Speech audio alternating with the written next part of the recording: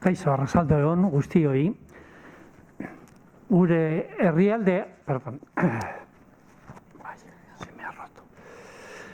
Gure herrialdean etxe bizitza egokia eta duina eskuratu nahi duen edozein pertsonak edo familiak aurre egin behar dion egoera da. Ziurrenik, bere bizitzan garrantzian handiena duen erabakietako bat, eta egoera hori ezin da onartu, egoera ahulean dauden sektoreetako bat da.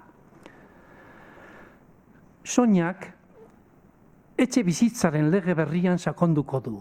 Bertan, beren giza eskubideetan urratutako etxerik gabeko pertsona eta familien etxe bizitza, eskuratzeari buruzko alderdi kritikoenak identifikatzen saiatuz. Eremu zehaz batzuk modu garrantzitsuengoan landuko dira, kolektibo behar zuentzat duten garrantziagatik, hala nola alokairuko etxe bizitza sozialen eta larrialdiko etxe bizitzen eskaintzarik eza, pilaketa eta azpi etxe bizitzak. Karizatek gai honi buruz duen ikuspegia oso kontuan hartuta beti. Sonia Olea legalaria da giza eskubidetan eta etxe bizitzan.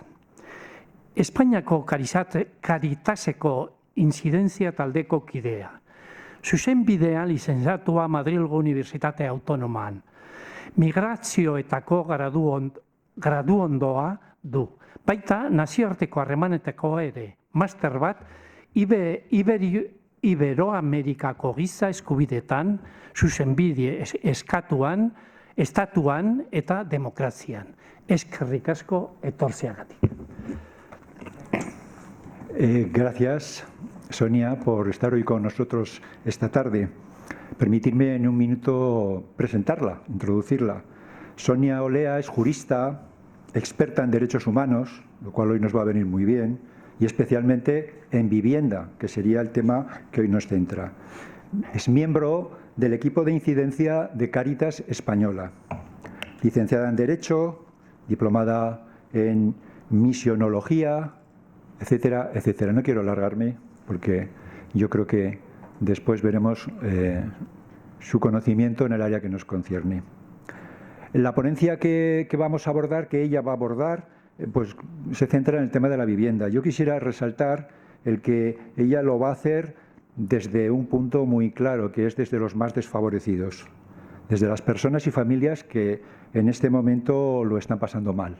Y desde justamente una institución como es Cáritas, que está cercana, próxima a estas personas y por tanto nos podrá transmitir desde esa sensibilidad qué es lo que es necesario, qué es lo que necesitamos para resolver este tipo de situaciones.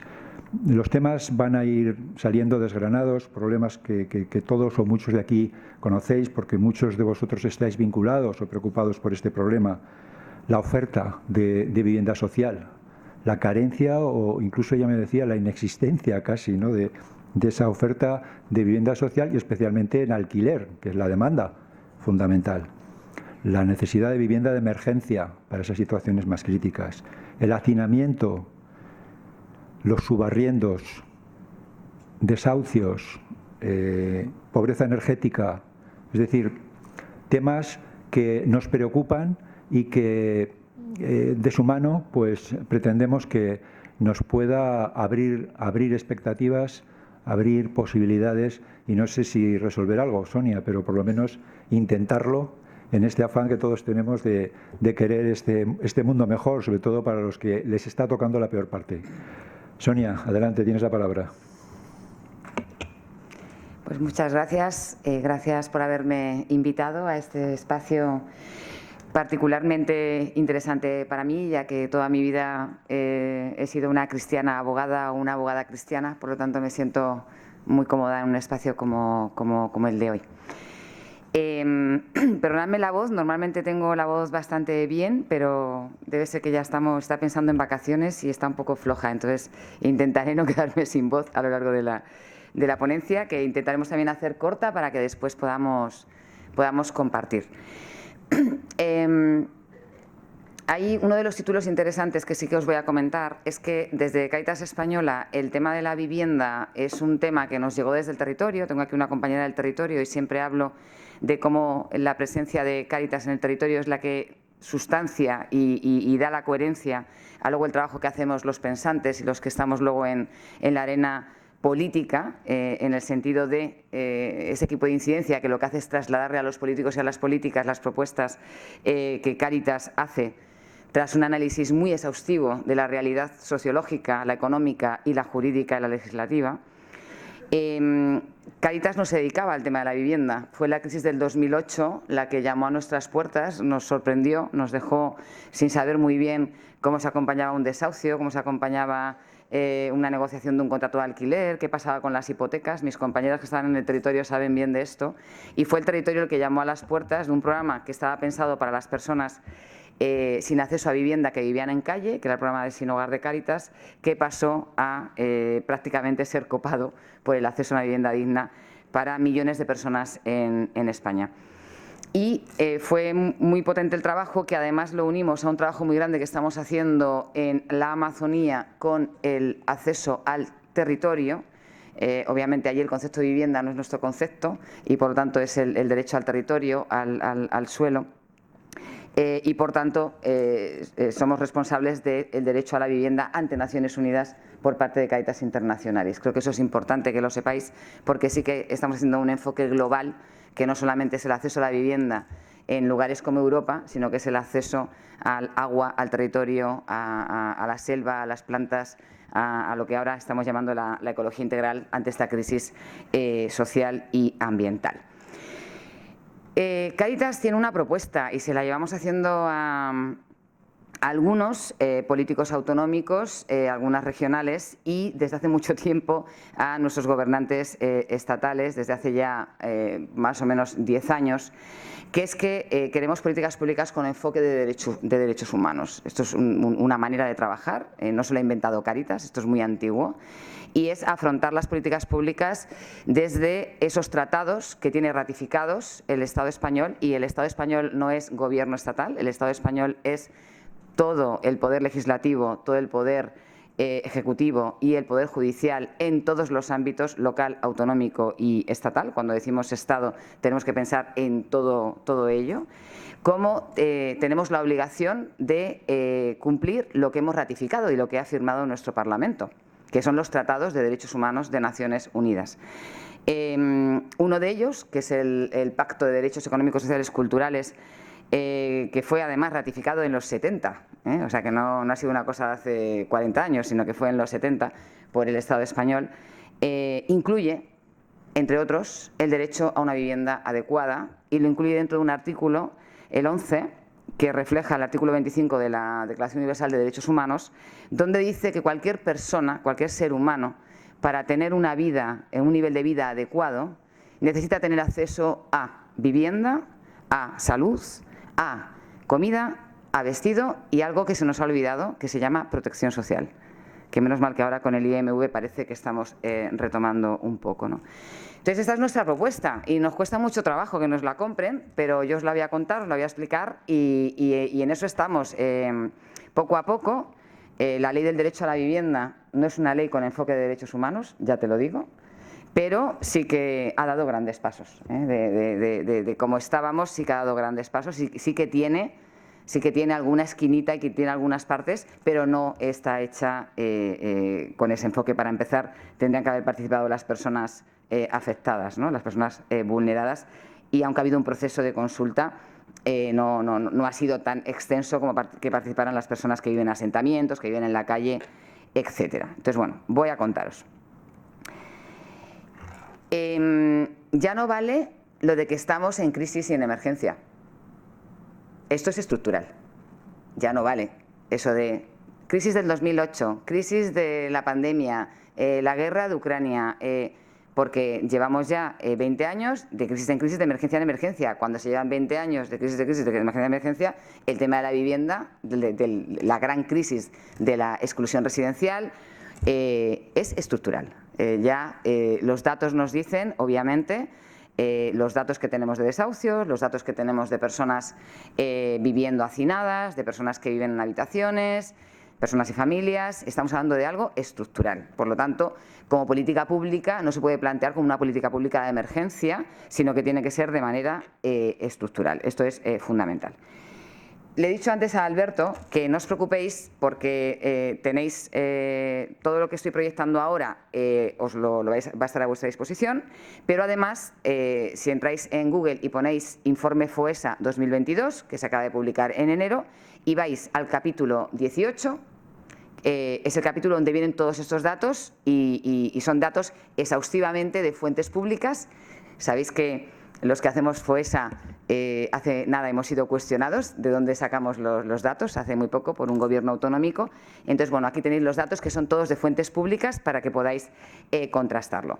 ¿Qué trabajo hicimos cuando hicimos el FOESA a nivel estatal sobre las políticas públicas en vivienda? Hicimos algo que nunca se había hecho, porque es una lata hacerlo, que era poner en una columna todo lo que se había publicado desde 2008, si recordáis fue la gran última crisis a nivel residencial, perdón, cuando empezó la gran crisis residencial en el Estado español. Hemos puesto a un lado de la columna la normativa y las políticas públicas que se han implementado y al lado los datos. Eso es una técnica muy cómoda porque no necesita explicación. Tú pones en una columna qué leyes se publican y qué normativas, ¿no? y qué planes y qué estrategias, y al lado pones cuántos desahucios hay o cómo va disminuyendo de manera constante la inversión en vivienda pública, que desde el 2008 solo ha ido decayendo la inversión. Estamos hablando de crisis, crisis, crisis, crisis, menos vivienda, menos vivienda, menos vivienda. Eso es un espejo, ¿no? No hace falta ni comentar. Y ahí lo tenéis. En el año 2008, 63.990 viviendas protegidas, y a partir de ahí vais a tener cada año el datito y vais viendo que va bajando. Veis que en 2011, 50.485. Y va bajando, y va bajando. Y luego veis las ejecuciones hipotecarias y más adelante ya se empezaron a contabilizar los desahucios por alquiler, que ahora lo vais a seguir viendo. Incluso tenemos un informe público de 2011 que habla de casi 3.500.000 viviendas vacías. Es verdad que esto hace muchísimos años que no se hace en España un exhaustivo estudio sobre la vivienda, por lo tanto hoy en día no podemos decir cuánta vivienda hay hay vacía. Sí que el Defensor del Pueblo hizo, y consta aquí, sí que hizo un análisis de cuánta vivienda pública vacía hay, porque fue por cada comunidad autónoma, y sí que tenemos ese dato. Bueno, veis ahí que ha habido multitud de normativa, ¿no? Cuando nos toca ir a Naciones Unidas, que solemos ir todos los años desde 2015, vamos siempre en febrero, a la presentación del informe que hace antes la relatora, Leilani Farja, ahora el nuevo relator, imposible pronunciar su nombre, porque tiene un nombre Rajimana, es de Estados Unidos, pero de ascendencia india, y le conocemos como Raj. Acaba de presentar ahora el informe. No hemos podido ir presencialmente, pero siempre participamos con alguna intervención. Y los gobiernos en Ginebra está el Consejo de Derechos Humanos. Allí forman parte bastantes Estados miembros de Naciones Unidas, que son como unos 200. Allí en el Consejo participan unos 40 y tantos, que van cambiándose. Y los Estados pueden responder a los relatores. Los relatores presentan un informe anual sobre cómo está la situación de vivienda en el mundo entero. Suele coger diferentes casuísticas, porque imaginaros todo lo que hay, ¿no?, para investigar sobre el tema de la vivienda. Y siempre nos toca por algún sitio a Cáritas y siempre presentamos informe. He comentado con mis compañeras de Cáritas que ya está colgada en la web el último que hemos presentado sobre ordenanzas municipales en el Estado español que criminalizan a las personas que viven en la calle. Ahora mismo en Alicante se ha aprobado una ordenanza que sanciona gravemente a las personas que piden limosna, a las personas que ejercen la prostitución, y había otro caso más que ahora se me ha ido, que también se está sancionando. Acabamos de presentar el informe en Cáritas. El Estado español, cuando interviene, siempre hace algo que lo hace muy bien, y es dar el listado de todas las normativas y políticas públicas que ha hecho en estos años, que de verdad que el listado es tremendo, ¿eh? Lo estáis viendo, ¿no? Reales decretos para deudores hipotecarios, creación del Fondo Social de Vivienda, Código de Buenas Prácticas, medidas financieras de segunda oportunidad, acuerdos extrajudiciales. Os vais dando cuenta, os suena un poco que casi todo se refiere a cómo intentar que se solucionen los problemas de deuda y que las personas sigan manteniendo la vivienda, ¿no? Os dais cuenta como casi todo es así, aunque luego también vais a ver que ha habido otras estrategias, por ejemplo el Plan Estatal de Vivienda ha tenido alguna modificación durante su desarrollo muy importante para las personas en exclusión y que ahora en el nuevo plan se mantienen y que son muy importantes. Ahora lo veréis.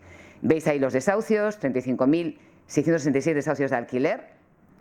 Arriba veis de 2011 a 2013 15.685 viviendas protegidas. Tenemos también que decir, por decir lo cierto, que justo antes de la pandemia, por primera vez empezó a aumentar la vivienda pública, pero luego llegó la pandemia y en 2020 hubo una caída tremenda. Justo en 2019 se implementa, por fin, la bajada empieza a subir un poquito. Y en los presupuestos generales del Estado del último año sí que hay una apuesta grande, os comentaba lo del Plan Estatal de Vivienda, por inversión en vivienda. Bueno, tenéis ahí todos los datos. El Plan Estatal de Vivienda, por primera vez, de manera clara, prioriza el alquiler y la rehabilitación. En todos los planes estatales de vivienda anteriores, claro que estaba el alquiler, siempre ha habido programas de alquiler, pero siempre había mucho dinero para seguir comprando, ¿no?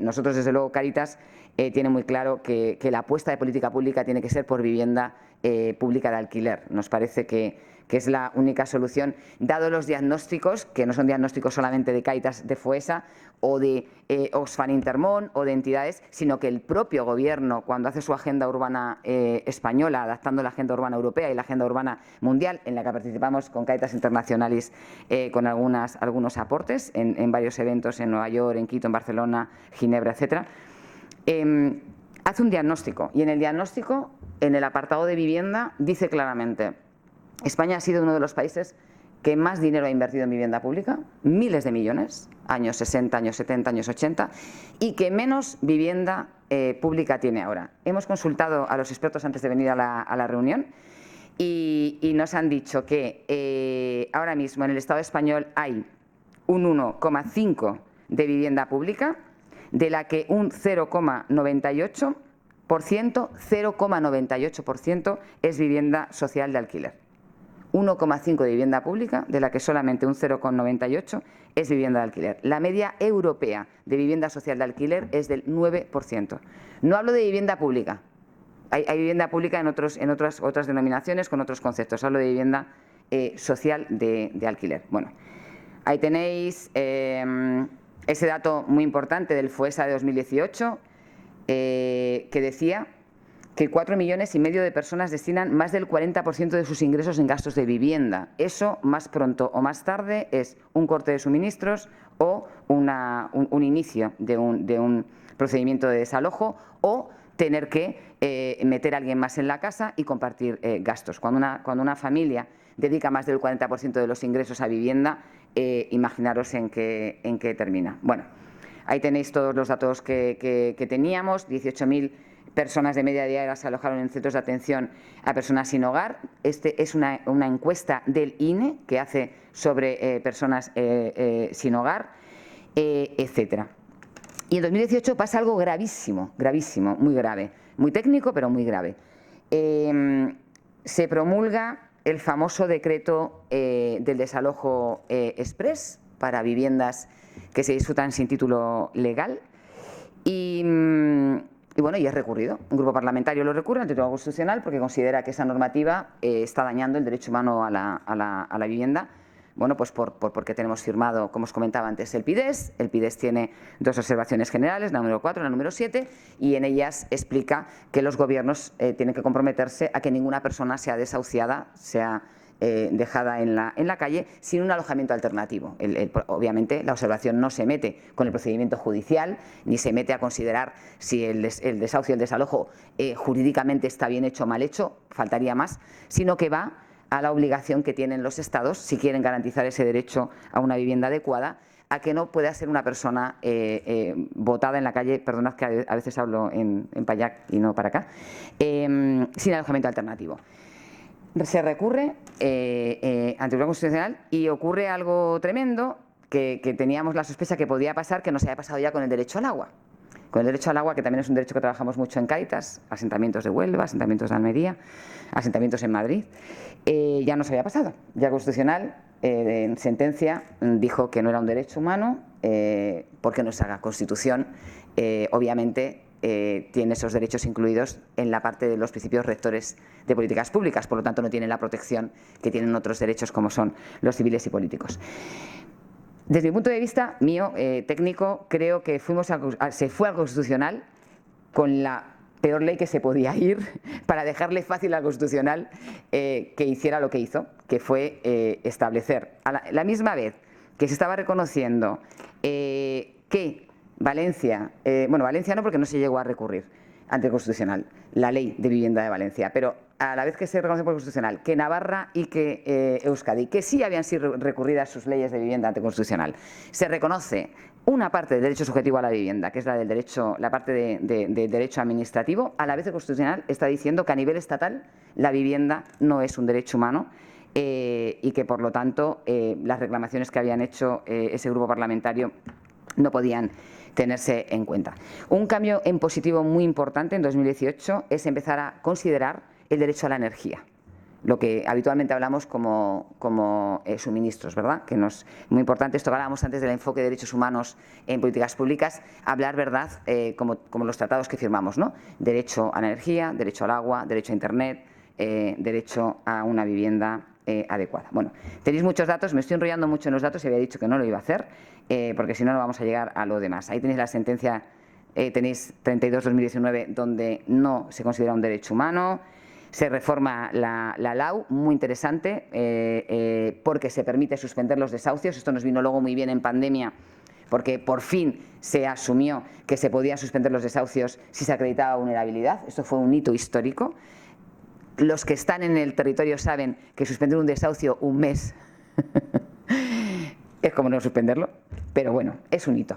No existía, ahora existe y tenemos que seguir luchando y estamos luchando para que se suspendan más tiempo, indemnizando a las personas propietarias, lo que haga falta. Y de hecho el Plan Estatal nuevo de vivienda incluye un programa con una partida de euros importante para indemnizar a los propietarios de vivienda donde se suspendan desahucios. O sea que se pueden hacer políticas públicas y se pueden suspender desahucios. Se pueden conjugar, obviamente, los intereses de todas las personas implicadas. Bueno, os cuento rápidamente, claro, hemos tenido la pandemia y la pandemia, fijaros, que ha servido para una cosa muy importante. Ha servido para demostrar que algo que parecía imposible era posible. Prorrogar los contratos de alquiler. Eso era impensable antes de la pandemia. Esa medida era impensable. Suspender el pago del alquiler y conseguir créditos ICO del ministerio correspondiente. Impensable. Suspender los desahucios durante meses, que ya todas sabemos que luego las condiciones son las que son y sigue habiendo desahucios todos los días. Pero también sabemos que hay ahora mismo muchísimas personas que no han sido desahuciadas durante, llevamos ya 2 años, bueno, año y medio, porque también tenemos que decir una cosa, nos costó muchísimo, y por eso os ponemos ahí la diferencia, nos costó muchísimo que nos aceptaran a las familias vulnerables forever and ever, con pandemia y sin pandemia. Porque al principio, los primeros meses, las medidas que os comento de suspensión en el pago del contrato, de prórroga automática, la prórroga automática del contrato era para cualquier persona que pudiera acreditar vulnerabilidad por causa de COVID-19. Y las personas que estaban en situación de vulnerabilidad previamente a la pandemia no podían entrar en estas medidas. Es a partir de diciembre de 2020 cuando sí que se incluye a las familias y personas que estaban en situación de vulnerabilidad previamente al COVID y obviamente por causa del COVID. Y se incluye una medida pues muy poco cosmética, pero para la gente que estamos en Cáritas esencial y fundamental, que es en algunos supuestos y acreditando con documentación, tengo aquí a mis compañeras que hacen esto todos los días y saben de qué les hablo, documentación, se podían suspender incluso desahucios en situaciones de ocupación de vivienda o, como decimos en Cáritas, disfrutar de vivienda sin título legal. Que eso también fue muy importante porque teníamos muchas situaciones bueno, pues muy graves en las que esta medida pues, ha podido hacer que familias que estamos acompañando, todo esto, vuelvo a repetiros, con indemnización y con ayudas a las personas, obviamente, propietarias, obviamente diferenciando grandes tenedores de pequeños tenedores. Esos datos que os decía antes son los datos públicos, de fuentes públicas. Los datos nuestros internos, no los de FOESA, sino los de Cáritas, porque FOESA hace una investigación para todo el mundo que está en exclusión, se entrevista a miles, bueno, decenas de miles, creo que son 60 y tantas mil familias, sean o no sean acompañadas por Cáritas, eso es lo que hace FOESA, y Cáritas luego tiene su observatorio interno, que es con gente a la que acompañamos, familias y personas a las que acompañamos. Os podéis imaginar que los datos son absolutamente similares, ¿no? Un 66% de los hogares que acompañamos en Cáritas vive en régimen de alquiler. En España casi todo el mundo es propietario. O sea, es un dato totalmente diferente, ¿no? La gente que nosotros acompañamos no es propietaria. La gente dice, ¿por qué no hacéis posicionamientos y documentos sobre las hipotecas? Pues aquí tenéis la explicación. No es nuestro business. Nosotros nos dedicamos y estamos con la gente que alquila, de las cuales un 14% está en habitación alquilada en piso compartido y subiendo. El gran dato interno que nos ha cambiado durante la pandemia a nosotros en Cáritas es el aumento brutal de las personas que viven en habitaciones. Hablamos de hacinamiento. Yo esto lo viví en Chile, que estuve allí trabajando mucho tiempo y vivíamos esto, ¿no? Familias que vivían, una familia en cada habitación. Eran casas bajas, pero bueno, a veces en una casa donde vivía una familia con 2 habitaciones con 3, pues allí vivían 20 personas, ¿no? Pues esto cada vez más lo estamos viendo. 49% no pueden hacer frente a sus gastos de hipoteca o de alquiler, es decir, más de 700.000 personas acompañadas por Cáritas, para nosotros es un número muy importante porque nos pasa una cosa a los de Cáritas, que es que tenemos sus nombres y sus apellidos. No son datos, sino que son nombres y apellidos que las compañeras conocen y los compañeros. Están en riesgo de o no poder pagar los suministros o no poder pagar la vivienda. Sabéis que acaba de salir unas medidas, que no lo he incluido aquí, la semana pasada, donde se vuelve a suspender el corte de suministros que se había levantado se mantiene el corte de suministros hasta el 30 de agosto, los desahucios estaban como medida hasta el 30 de septiembre, esas se mantienen las fechas, pero se aumentan las posibilidades de personas que pueden acceder a esas suspensiones. Y a las personas que cobran IMV automáticamente se les dan unas ayudas respecto al tema de la energía.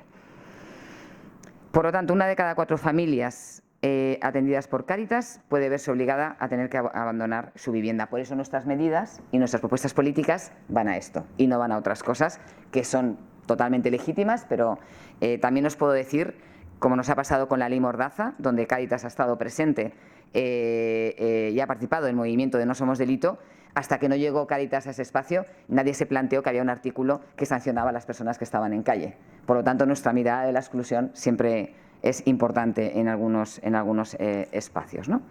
Bueno, aquí tenéis lo que ha pasado durante la pandemia, ahí tenéis lo del hacinamiento. Y una cosa muy sorprendente, las situaciones de los entornos degradados, de los barrios, que en nuestra mente eso ya estaba desapareciendo. No sé en Pamplona, pero desde luego en ciudades como Madrid, quitando grandes núcleos que tenemos, se ha doblado. Ahí lo tenéis, del 3,20 al 7,22%. Esto es muy grave. Estamos hablando de políticas de urbanismo, de diseño de ciudad, estamos hablando de gente que es expulsada de los centros de las ciudades, que son muy mejoradas y van a esos barrios degradados. Estos datos son de FOESA, os estoy volviendo locos con esto de los datos de FOESA, luego alguien me preguntará la diferencia. Y hay un tema muy importante, porque nosotros cuando hablamos de vivienda en el sentido de todo tipo de situación en la que no tienes acceso a vivienda, pero hablamos de la Observación General número 4 de Naciones Unidas, que no habla de ladrillo. El derecho humano a la vivienda no es solo el ladrillo, es el entorno. El entorno, el parque, el colegio, la farmacia. En Madrid hemos tenido un barrio que se construyó y no tenía metro ni autobús. Ahora ya lo tiene, pero no tenía metro ni autobús. Entonces, puede ser, el piso puede ser maravilloso, de 200 metros cuadrados o de lo que sea, pero si no hay servicio público. Y un tema que nos ha preocupado siempre mucho, mucho, mucho es el espacio público. El espacio público, obviamente, como ágora, como espacio de ejercicio de las libertades públicas, por eso hemos trabajado mucho con la Ley Mordaza, hemos hecho un proceso de incidencia muy importante, que por cierto también está ahora en el Congreso, con su reforma, y hemos trabajado mucho el tema de la criminalización de la pobreza, con la certeza, porque lo vivimos cada día, que las personas en situación de exclusión severa, desigualdad, son totalmente criminalizadas. De entrada son criminalizadas. Y bueno, y nos está pasando, y ahí estamos haciendo piña con muchas otras organizaciones a nivel mundial, está pasando en muchos lugares del mundo, ¿no? Que las personas en situación de exclusión, pues no las queremos, ¿no? En nuestros lugares, que no son lugares de ágora, sino que son lugares de consumo, porque esa es la realidad. En muchos lugares, muchas calles por ejemplo en Madrid, han quitado bancos donde antes nos podíamos sentar, esos bancos de madera, y nos podíamos sentar 2 o 3 personas cuando éramos jóvenes, ¿verdad?, a compartir. Y ahora hay una especie de cosa de piedra con un diseño estupendo, donde solo cabe una persona y que además tiene esquinas para que no se te ocurra ponerte a dormir y sea bastante incómodo, ¿no? Eso como lo fácil, ¿no? Pero hay muchas situaciones en las que estamos expulsando a las personas en situación de pobreza de los centros de las ciudades, y para nosotros el tema del espacio público también forma parte del derecho a una vivienda adecuada, así lo dice la observación general número 4. Os comentaba antes que para nosotros y para nosotras esta realidad no es estudios que hacemos, sino que son casos con nombre y apellido de personas que acompañamos, y cuando hablamos en Cáritas de personas sin hogar, hablamos de todas estas situaciones. A veces es verdad que las entidades sociales, luego por su especialización, se tiende, ¿no?, a apropiarse de determinados conceptos, pero en Europa hicimos una conferencia de consensus de expertos en 2010, aprobamos esta conceptualización, y ahora mismo el Comité de las Regiones de la Unión Europea en diciembre volvió a pedir a los gobiernos que no se olviden que cuando hablamos de personas sin hogar, hablamos de la gente que está sin techo, la gente que está sin vivienda, la vivienda insegura, esas personas que tienen miedo de no poder pagar la vivienda o sufren violencia de género, y la vivienda inadecuada, que son todas esas personas que viven en asentamientos, que viven en chabolas horizontales, en chabolas verticales, hacinamiento, etc. Todas estas personas no tienen acceso al derecho humano a una vivienda adecuada. Nuestros previos para esas políticas públicas con enfoque del derecho humano a una vivienda adecuada y digna. ¿Sabéis que lo de adecuada y digna viene de nuestra Constitución? Que al final nuestra Constitución sí que tiene, a mí me gusta, la verdad, porque yo siempre me ha gustado mucho el derecho penal y la filosofía del derecho, eran mis 2 asignaturas preferidas, por eso estoy donde estoy. La Constitución española tiene muchas palabras que no son nada jurídicas, como por ejemplo digna, o sea, la dignidad, definirla jurídicamente es muy complicado. Adecuado sí. Y Naciones Unidas, en su Declaración Universal de Derechos Humanos, artículo 25, habla de vivienda adecuada, nivel de vida adecuado, y el artículo 11 del PIDES habla también de vivienda adecuada, y la observación general, ¿ves cómo no me va a dar tiempo? Y la observación general número 4 habla también de vivienda adecuada. Pero nosotros en nuestra consti pusimos vivienda adecuada y digna, porque eso de la dignidad, que es una palabra muy filosófica, pero que la usamos en el recreo, ¿no? Cuando decimos esto no es justo, estamos en ello. Esto es lo que para nosotros complementa todo, ¿no? Esa parte de espacio físico que conlleva todo, ¿no? La casa, el centro de salud, el corralito. Esto lo hemos trabajado en muchos países del mundo. Lo tenemos en inglés, en francés, en varias lenguas, y nos recordaron en América Latina que pusiéramos la cabra, la gallina y todo esto, porque nuestro primer diseño era como muy europeo. Y la integralidad de la persona, ¿no? Volvemos a recordar que no es solamente el ladrillo, sino es el tema de los derechos humanos, todos interrelacionados, las relaciones, todo el tema de lo común, del espacio público, del vecindario. que hoy no nos toca hablar de esto, seguro que habéis hablado aquí mucho, ¿no? Antiguos compañeros nuestros que ya se han jubilado, como Víctor Renes, nos dicen, todo empezó a cambiar cuando dejamos de jugárnoslo en el vecindario, cuando nos lo dejamos de jugar en la asociación de vecinos, en el barrio, en los scouts, en el equipo de fútbol, en lo que fuera, ¿no? Y ya eso no existe, ¿no? Y en el sentido vital, ¿no? Y otra clave para Cáritas, enfoque de derechos humanos, triángulo de actores, ¿no? No sé por qué no me sale el dibujo, ¿será que le doy así? No. Bueno, no pasa nada. Aquí hay un triángulo, que no sé si lo veis bien. Ah, sí que se ve, es que con las gafas no veo. ¿Qué es el triángulo de actores? Sujeto de derechos, nosotros trabajamos con personas vulneradas, que son sujeto de derechos, y tenemos mucho que trabajarnos en Cáritas y estamos en proceso para, en vez de tener delante a personas con necesidades, tener a personas que son sujeto de derechos, y en eso estamos, y ahí estamos trabajando. Tenemos garantes de derechos, y garante de derechos es el obligado jurídicamente. El obligado jurídicamente en los tratados internacionales es el Estado.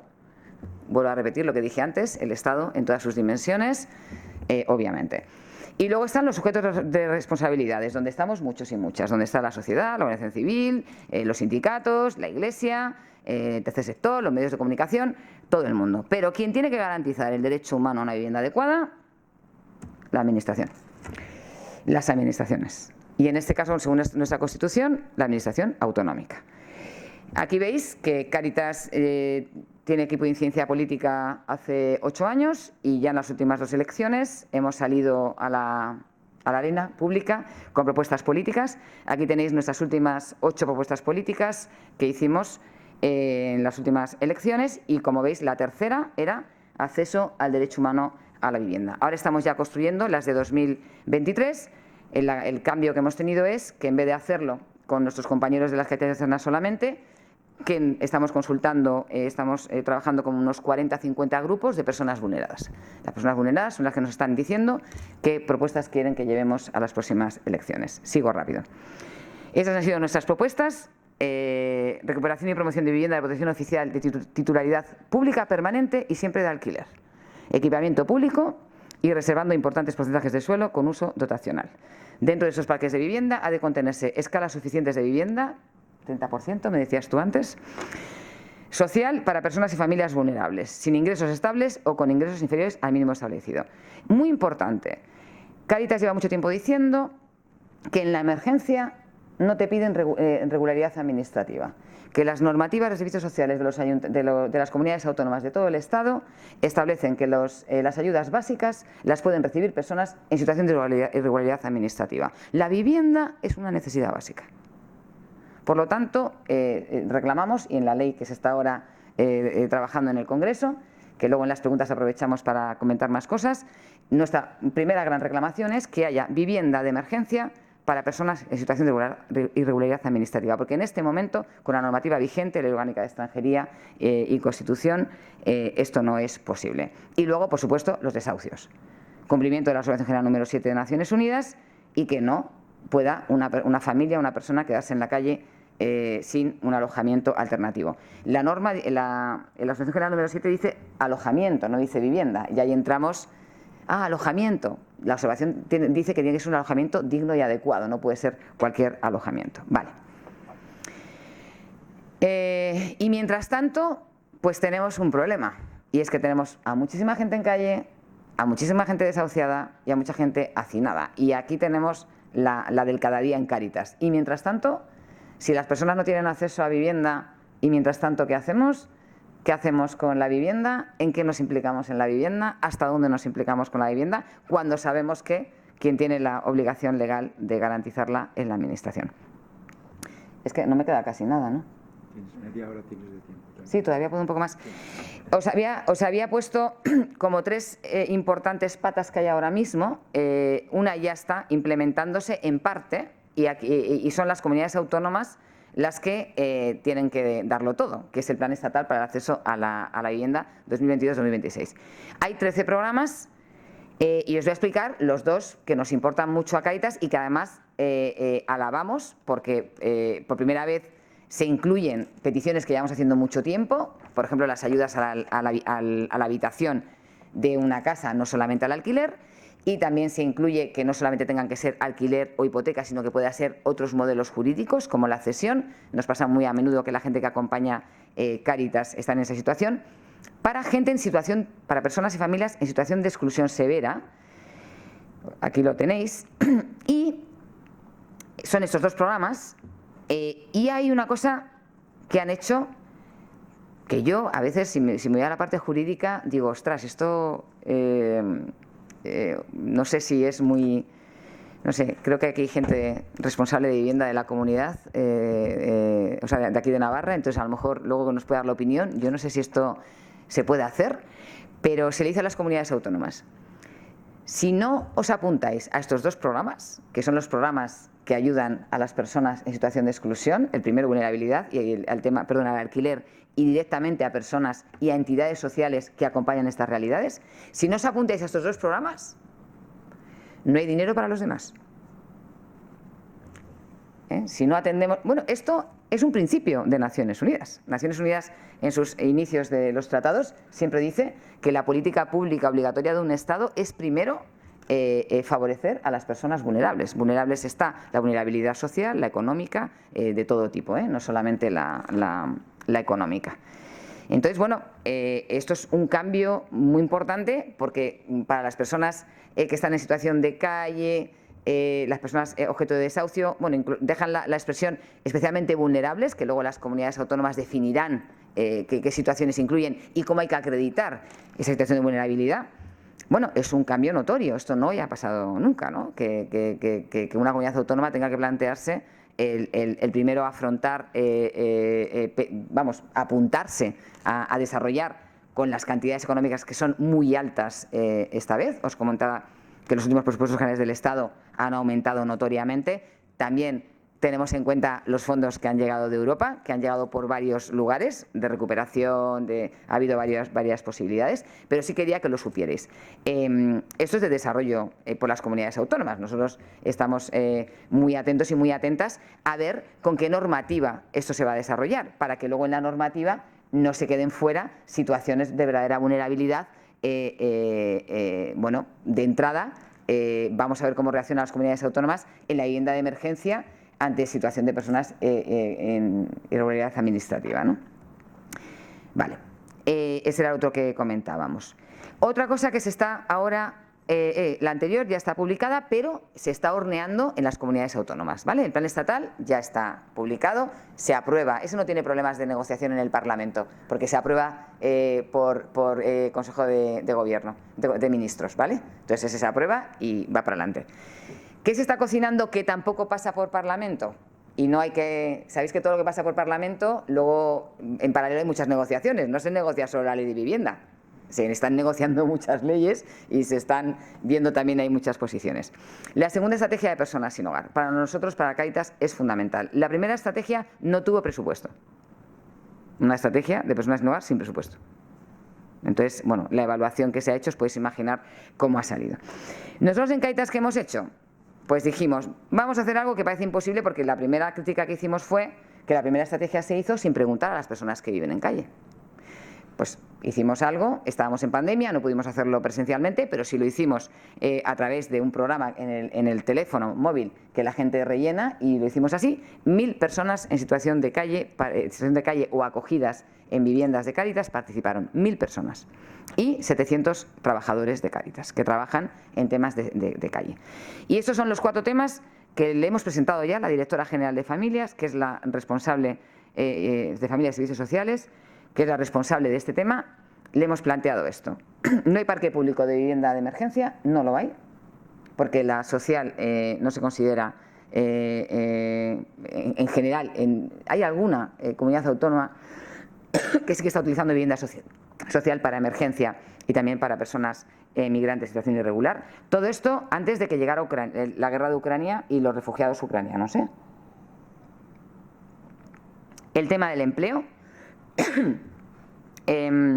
Se planteaba la posibilidad que, igual que hay políticas de empleo para personas en otras situaciones de vulnerabilidad muy graves, como puede ser discapacidad física o mental, que se planteara también una política pública de empleo para gente que ya está en calle, que también tiene una situación de vulnerabilidad tremendamente extrema, que suele haber además mezcla de situaciones físicas y mentales, etcétera. En la mayoría de las ciudades, no sé aquí en Pamplona, no hay unidades de calle sociosanitarias de salud mental y aspecto social para las personas que están en calle. No sé si aquí tenéis, en Madrid sí que hay, en algunas otras ciudades la hay. Y lo más grave, una de las grandes reclamaciones, el derecho a la protección social no es dar ayudas económicas. El derecho a la protección social es que servicios sociales tengan los medios que se les han ido quitando año tras año, aquellos que se diseñaron en los 80, que las personas que estaban en servicios sociales, compañeras y compañeros, acompañaban a la persona en esa situación de desprotección para llegar a una situación de protección. Y no solamente se hace, que también, con las ayudas económicas. Muchos compañeros y compañeras nos dicen, tramitamos ayudas. Tramitamos ayudas. No tenemos tiempo para entrevistar, para hablar. Bueno, esto lo voy a pasar, que son las ayudas concretas, las podéis ver. Y ya vamos a lo que más le gusta a Alberto. El proyecto de ley del derecho a la vivienda. El proyecto de ley del derecho a la vivienda ha costado el parto de 3 elefantes. En nuestro gobierno, que yo personalmente valoro mucho, los gobiernos bipolares, creo que es la única oportunidad que tenemos de introducir cambios, el que haya debate, el que haya discusión, hablo desde las entidades sociales. Lo habéis visto en prensa, porque ha salido constantemente en prensa, que ha costado muchísimo que se llegara a un anteproyecto. Pues ha costado año y medio y además públicamente, ¿no? Públicamente en prensa sabíamos, ¿no? Un periódico publicaba lo que quería un partido y otro periódico publicaba lo que quería el otro partido, ¿no? Parte del gobierno. Ha costado un año y medio, se llegó a un anteproyecto, el anteproyecto se pudieron hacer aportes, prácticamente no cambió nada y llegó el proyecto va al Congreso y nos encontramos bueno, pues con lo que ya sabíamos. Hablar de un proyecto de ley de derecho a la vivienda entraba en directa colisión con lo territorial. En la Constitución española es clarísima. La vivienda, el derecho a la vivienda se desarrolla desde las comunidades autónomas. Está en el listado clarísimo, ¿no?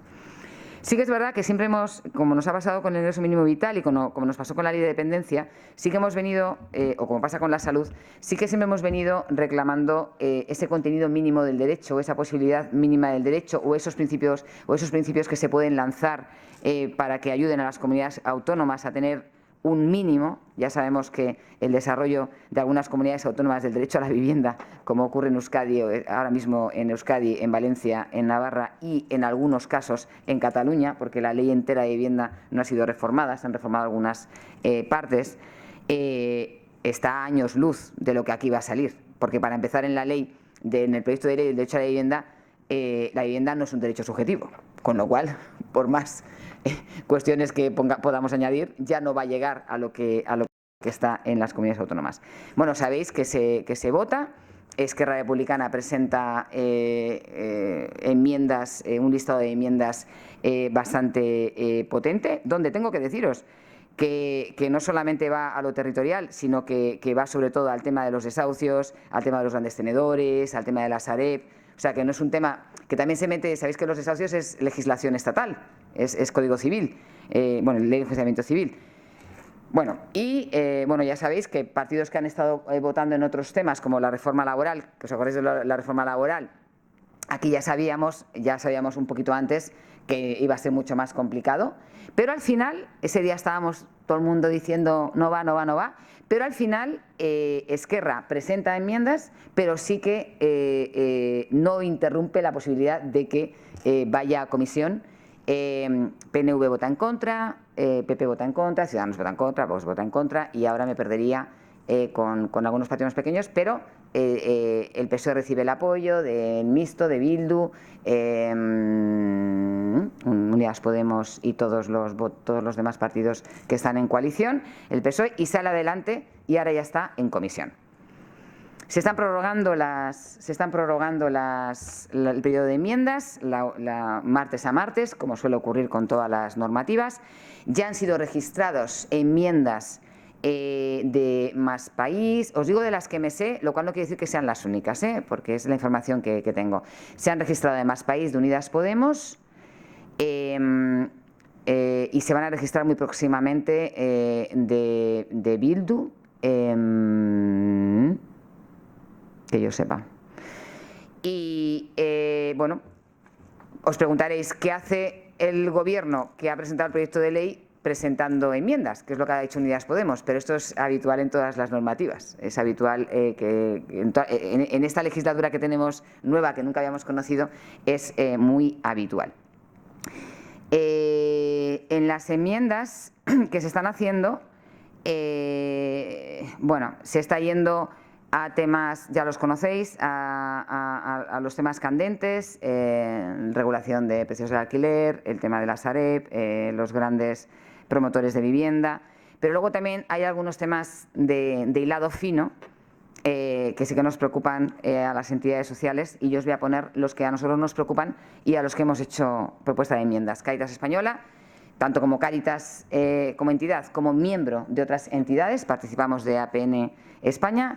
Y participamos de un grupo que no se conoce mucho, pero que sí que tiene mucha legitimidad para los parlamentarios. Es un grupo que se llama Grupo de Monitoreo de los Dictámenes DESC en España. Es un grupo que está formado por entidades como Amnistía Internacional, Cáritas Española, así muy conocidas, Observatorio IDES de Cataluña. Son entidades que trabajan en derechos humanos y que hace seguimiento de las condenas que ha hecho Naciones Unidas al Estado español en materia de vivienda.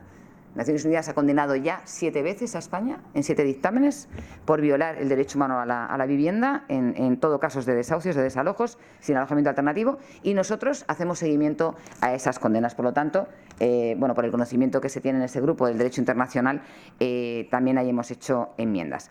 Y os voy a comentar los temas para los que nosotros hemos hecho enmiendas. Bueno, aquí tenéis nuestra participación en la consulta pública en 2020, donde ya les dijimos, les hablamos de que nosotros íbamos en esa línea, recuperación y promoción de vivienda por protección oficial, etcétera, que no nos salíamos de ahí. Y ya termino. Fundamental para nosotros el que en los fundamentos de la norma se cita el derecho internacional, el soft, el de compromisos políticos. Os lo explico muy rápido. Tú a nivel internacional te puedes comprometer políticamente o te puedes comprometer jurídicamente. Ejemplos de compromiso político: los ODS. ¿Conocéis los ODS? La Agenda Urbana Mundial. Compromisos políticos. El examen periódico universal, que es un examen que nos hacen cada 4 años del cumplimiento de los derechos humanos en el Estado español, de los 30 derechos de la Declaración Universal. Pero son exámenes, es compromiso político. El jurídico, los tratados y los dictámenes de los órganos de los tratados, que condenan pues el Comité de Niños, Niñas y Adolescentes, el Comité de No Discriminación de la Mujer, el Comité de Derechos Sociales, Económicos y Culturales, de Civiles y Políticos, etc.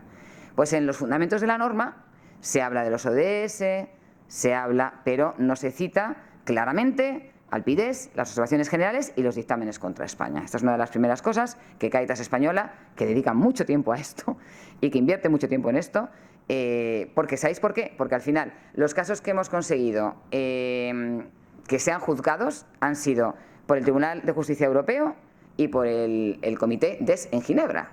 Los casos de infracción del derecho humano a la vivienda. Aquí es bueno, casi imposible de momento. Vale. La vivienda de emergencia. Para nosotros está claro que tiene que meterse en el artículo 3 de la ley, que define la vivienda social, define la vivienda asequible, muchas definiciones de vivienda, pero no incluye la de emergencia. ¿Por qué nos empeñamos en lo de la emergencia? Por las personas en situación de irregularidad administrativa. Calificarlo. Es la única manera que técnicamente veíamos la posibilidad de que esto pudiera entrar. Del anteproyecto, esto es muy técnico, pero es muy importante. Del anteproyecto de ley al proyecto de ley se cuela una definición que nos deja pasmaos a todas las entidades sociales. De pronto en el artículo 3 definen como sinhogarismo solamente a las personas que viven en calle. Y de un plumazo, una ley ordinaria, menos mal que es ordinaria, no es orgánica, se salta las definiciones que hay en todas las normativas europeas, el Comité de las Regiones, el Consejo de Europa, las entidades sociales, todo lo que tenemos escrito. Bueno, nosotros ¿cuántas páginas podemos tener escritas sobre estas? Cientos de miles, o sea, no sé. Y hacen esto. Entonces, para nosotros esto es fundamental, para nosotros, para APN España, para todo el mundo, es fundamental que una ley ordinaria que hace definiciones defina bien. ¿Sabéis por qué? Porque luego de aquí cuelgan las estrategias y las políticas públicas, y los programas del Plan Estatal de Vivienda. O sea, no es una tontería una definición en una ley. No está el derecho a la energía, al agua y a Internet. No está. Una ley del derecho a la vivienda. O sea, es que nos parece absolutamente incompleto y no entender lo que es el derecho a la vivienda. A ver, sabemos por qué es, sabemos por qué es. Las competencias sobre esta materia no las lleva el Ministerio de Transportes, Movilidad y Agenda Urbana, y el Ministerio de Derechos Sociales y Agenda 2030, que son los que han negociado la ley. Uno está en manos de un partido del gobierno y otro en manos de otro partido del gobierno. Obviamente no podían meterse en esto. Y para nosotros es clave que el parque público de vivienda esté protegido de forma permanente. Ya hemos visto que no en la ley, pero es una propuesta nuestra, que esté protegido permanentemente. No nos podemos permitir, dentro de 40 años, que nos vuelva a pasar lo mismo que nos ha pasado y que nos pasó con la Porque cuando vamos por Europa y nos dicen, es que en España no ha habido inversión en vivienda pública. ¿Cómo que no? ¿Cómo que no? Mis padres, el edificio donde viven, yo el edificio donde vivo, que es muy antiguo, es de los años 50, tiene en la entrada la plaquita. O sea, que fijaros lo que os digo. Donde vivo yo, donde viven mis padres, tiene la plaquita. Fue vivienda pública. Entonces, claro que se ha invertido en España en vivienda pública, muchísimo dinero, pero la hemos perdido, ¿no? Y bueno, lo que os comentábamos de los desahucios, para nosotros es fundamental. Hay un programa del Plan Estatal de Vivienda que subvenciona a las personas con determinadas condiciones que tienen vivienda y que esa vivienda no reciben la contraprestación y que a lo mejor la utilizan para sobrevivir, pero lo que no puede suceder, tenemos que prevenir a toda costa que haya familias en calle, porque luego es tremendamente complicado, y las compas luego os pueden comentar algún caso concreto, tremendamente complicado el tema de los niños, niñas y adolescentes, la separación con los padres, muchas ciudades donde hombres y mujeres no pueden ir al mismo recurso, separan por sexo, bueno, son muchísimas las complicaciones y se rompe la vida de una familia. Y se rompe para siempre. No es momento ahora de hablar de las víctimas y de la reparación de las víctimas, pero la mayor reparación para una víctima es la prevención.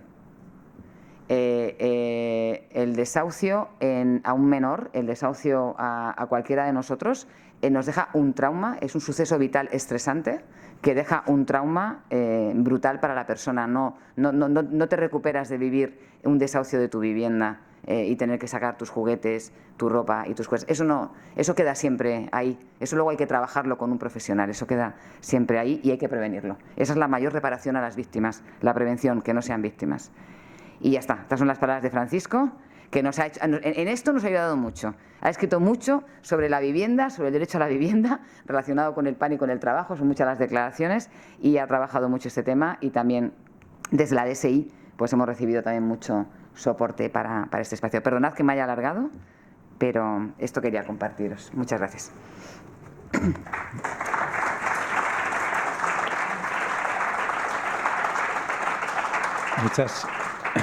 Muchas gracias, Sonia.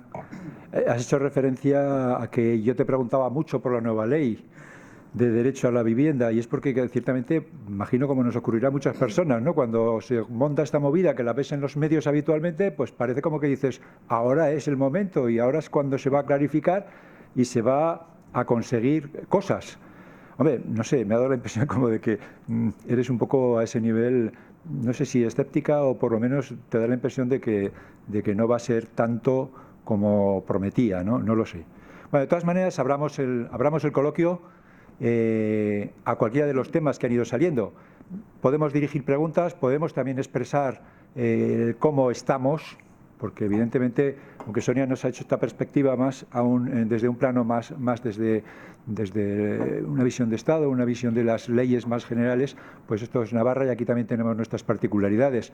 El que queráis podéis tomar la palabra y vamos a ver si en el diálogo, pues bueno, nos iba a decir si conseguimos generar un espacio más optimista, o por lo menos si vemos perspectivas de por dónde podemos tirar y cómo podemos conseguir al final. Yo me da la impresión de que una de las claves es que al final falta una oferta de vivienda social. Pues ¿dónde está? Vamos a ver si aparece, ¿no? Cómo se consigue.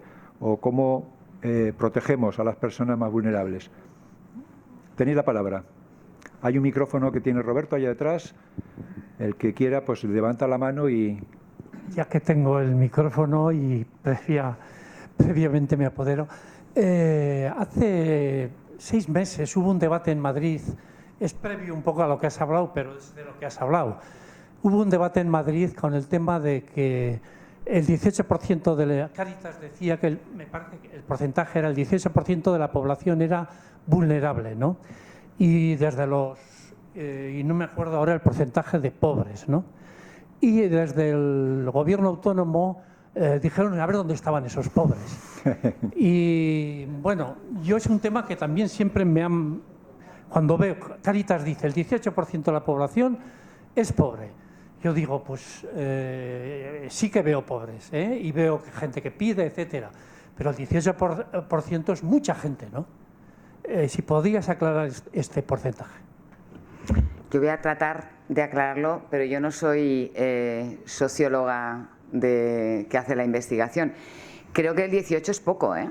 Será el 18 en severa exclusión. Fíjate cómo te contesto ya, que me parece poco. Entiendo que el 18, no funcionaba aquí bien el internet, pero creo que el 18 es en exclusión severa. En vulnerabilidad tiene que ser mucho más alto. Bueno, lo que hace Cáritas es aplicar un rango de... No sé si alguien lo puede ir mirando para dar la respuesta acertada. Hay muchas maneras de medir la pobreza. Hay tasas diferentes, vuelvo a decir que no soy experta en esto, pero por lo que escucho a los compañeros, hay varias maneras de medir la pobreza, índice Gini, tasa Arope, y en Cáritas utilizamos una, que es la más compleja de todas, que espero no equivocarme si digo que son 24 variables, pero son un montón de variables. Entonces se toman variables económicas, obviamente, que son las habituales que se toman en todos los lugares del mundo, cuánto dinero se ingresa, cuánto dinero se gasta, tal. Pero luego Cáritas también utiliza otras variables, que son variables de ciudadanía, participación en los barrios, tal, y acceso a derechos. Salud, vivienda, protección social, etcétera. Entonces se entrevistan a... Este dato era de Madrid. En Madrid se harían las entrevistas que se llevan haciendo ya 50 años, porque lo bueno que tiene el informe FOESA es que se lleva haciendo ya más de 50 años, no es un informe de antes de ayer, se lleva haciendo muchísimo tiempo y, como os comentaba antes, se hace a miles de familias en situación de exclusión, severa o media. Se les pregunta por esas variables, son encuestas interminables, obviamente todo esto tiene un coste económico brutal porque hay que utilizar, no lo hacemos los trabajadores de Cáritas, esto lo hacen encuestadores especiales porque hacen muchísimas preguntas, imaginaros para cada tema hacen una batería de preguntas, yo conozco más las de vivienda, en vivienda preguntan si alquilas, si cedes tu contrato, si puedes pagar, si no puedes pagar, si tienes energía en casa, cuánto enciendes la calefacción. Sé que se pregunta, por ejemplo, cuántas veces comes carne a la semana, te vas de vacaciones, cuántos días te vas de vacaciones. O sea, fijaros el rango que hay y al final esos datos se explotan y sale la cantidad en proporción como muestra para la sociedad. ¿La has encontrado? 11 millones de personas en exclusión social, 6 millones en pobreza severa. Ahí lo tienes. Y ese es el dato. Nosotros a lo interno, como Cáritas, pues eso, estamos atendiendo, nosotros tenemos un sistema interno para que no se dupliquen los datos. Es un sistema interno donde cuando aparece el nombre y apellidos y el DNI o el pasaporte de la persona, aunque vaya a otra Cáritas, no se duplica la ficha, donde, claro, pues salen casi 1 millón, 2 millones, me parece, de personas que estamos acompañando. Pero vamos, que te contesto porque creo que es injustificable que se cuestione a una institución como FOESA, que lleva más de 50 años, no lo digo por ti, lo digo por la situación de hace unos días, y fue contestada esa intervención por todos los frentes, ¿no? La academia, la sociedad, la política. fue contestada esa intervención. Yo creo que no fue acertada porque no nos cuestionó a Foessa, sino que se bromeó con la gente que está en exclusión. Y eso es muy terrible, ¿no? Que se hiciera esa broma, ¿no? En un Madrid con la situación en la que está. La zona sur, que es la que yo trabajo más habitualmente, hay una situación muy complicada y análisis, además, si los queréis, podemos conseguiroslo, incluso de temas de malnutrición en algunas barriadas de la zona sur de Madrid. Sonia, mientras alguien pide la palabra, yo hay, por ejemplo, una de las estrategias que he leído, no sé si la he leído mal, es que las nuevas promociones de vivienda estarán obligadas a dedicar un 30% a vivienda social y de ellas la mitad, el 15%, en alquiler. ¿Eso es no sé, una carta a los Reyes Magos o tiene algo de posibilidad eso? Yo creo que no tiene ninguna posibilidad y además creo que es un error que la vivienda social sea en propiedad. La vivienda social, vuelvo a repetir, nosotros consideramos que tiene que mantenerse en alquiler, porque si no volvemos a lo mismo dentro de 40 años. Entonces, volver a invertir un montón de dinero y después volver a tener situaciones de no acceso a la vivienda. El acceso a la vivienda no va a ir a mejor en el mundo, va a ir a peor. Hay una cosa que no os he dicho y es que Naciones Unidas hizo un informe sobre financiarización de la vivienda en todo el mundo, Australia, América Latina, y el mayor bien de inversión legal que hay en el mundo, los ilegales sabéis cuáles son, armas, prostitución y drogas, el mayor bien de inversión en el mundo no es el petróleo ni son los diamantes, es la vivienda y el suelo. Por lo tanto, si es el mayor bien de inversión que hay en el mundo y estáis viendo cómo las inmobiliarias internacionales están entrando en todos los rincones del Estado, pero en toda Europa también, el acceso a la vivienda no va a ir a mejor, va a ir a peor. Por el acceso en el mercado libre. Por lo tanto, los estados, dentro de esa dificultad que hay, porque también la educación es importantísima y la salud es importantísima y la protección social es importantísima, y para hacer políticas públicas no hay una varita mágica que el político y la política por la noche hace política pública, política pública. Tiene que haber una inversión muy grande y ¿de dónde se consigue la inversión? A ver, ¿por qué pensamos que va a ser muy difícil? Porque ya durante esa negociación que hubo para el anteproyecto ya se intentó que eso estuviera en la ley y no se consiguió. Entonces, vamos a ver ahora cómo son las negociaciones. Yo no sé si jugáis al mus, pero esto, hay aquí unos envites potentes, ¿no? Y yo creo que hay un órdago muy grande. Entonces, si ese órdago sale bien, a lo mejor esto está, o a lo mejor esto no está, pero sí está lo de los desahucios. Hay varias medidas que son muy difíciles. Entonces, claro, a lo mejor está alguna de ellas, pero no están todas. Lo que va a ser imposible es que estén todas, pero esta está en la del órdago. Entonces vamos a ver si eso sale. Hay otro problema que tú has citado, que es precisamente toda esa inversión, cómo se ha perdido por no sé si se dice así, la descalificación, ¿no?, que se produce a los 20 o 21 años, no sé cuándo. Y también he leído que eso trata de atajarse, que la vivienda protegida es para siempre. Tampoco. No sé dónde lees, pero ¿sabes qué os recomiendo? En los periódicos. Pero es que hay una cosa muy chula. Tú pones en Google proyecto de ley derecho a la vivienda y te lo lees. Y así te quitas de... Claro que hay enmiendas y propuestas, pero también veremos cuáles son las enmiendas y las propuestas de los partidos que no quieren la ley, porque votaron en contra, pero ahora también en la comisión obviamente va a haber ahí intercambio. De momento se están presentando las enmiendas, pero vamos a ver en qué queda. No, sí se protege mucho más de lo que había. Está el tema de la competencia autonómica y territorial en este tema, clarísimamente. Y luego la ley permite, por supuesto, que las administraciones públicas puedan cambiar el destino de la vivienda por razones de necesidad. Eso está en el articulado ahora mismo en la normativa, lo podéis encontrar ahí. Adelante. Hola, yo te hablo desde la plataforma de afectados por la hipoteca. Yo estoy en la comisión estatal, entonces me ha tocado preparar muchas cosas que las habréis estado trabajando. como siempre, en el diagnóstico coincidimos bastante, ¿vale? Después hay cosas que tú has medio afirmado que yo no estoy de acuerdo. Quiero decir, los fondos de inversiones, fondos buitre, no están entrando en muchos sitios de Europa porque se legisla.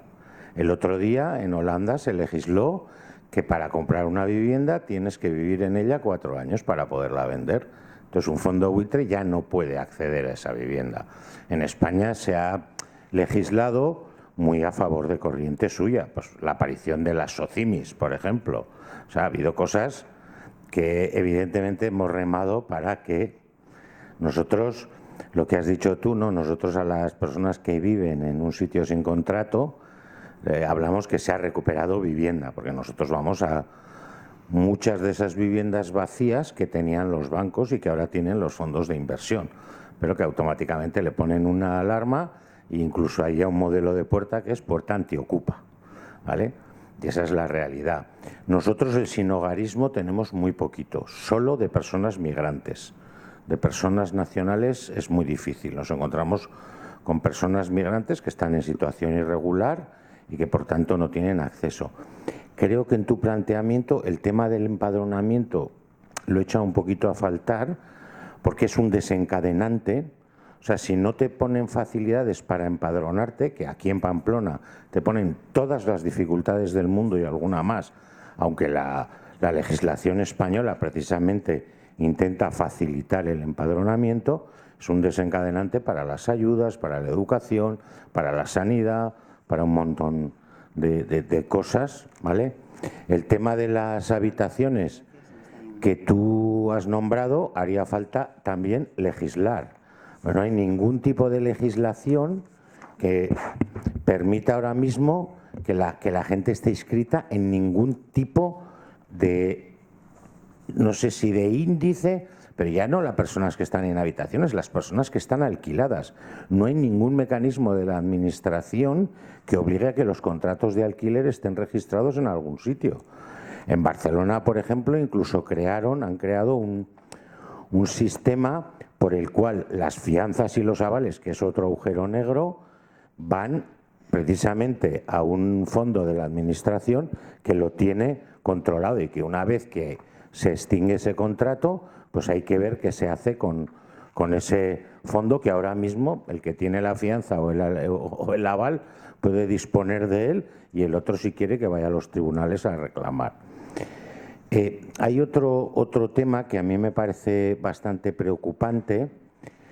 Hoy ha salido la noticia de que hay un partido que, bueno, no hace más que sorprendernos con cosas trasnochadas, pero una cosa que nosotros pedimos hace mucho y que tú no la has enfocado como Cáritas, probablemente porque exceda de vuestros, pero es el tema de la Sareb. O sea, nos acabamos de quedar a la Sareb con otros 36.000 millones de euros de deuda, ¿vale? Que como los de aquí casi todos pintamos bastantes canas, no nos va a tocar pagar, pero a nuestros hijos probablemente les va a tocar pagar.